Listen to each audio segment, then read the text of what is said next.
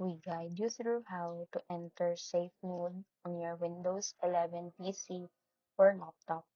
So first, click the Start menu, then press and hold the Shift key on your keyboard while clicking Power and selecting Restart.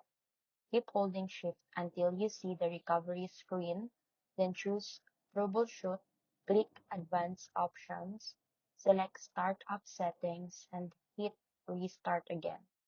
Once your device restarts, you'll see a list of options. Press 4 or F4 to enter standard safe mode, or press 5 or F5 if you need safe mode with networking for internet access. If your system won't boot normally, you can force the screen by interrupting startup 3 times. Just power off your PC while it's loading Windows. Repeat the process and it will automatically open the recovery environment. From there, follow the same steps to access safe mode.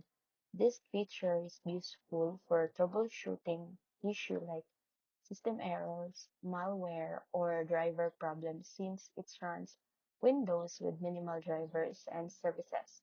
Once you're done fixing the issue, simply restart your computer normally to exit safe mode.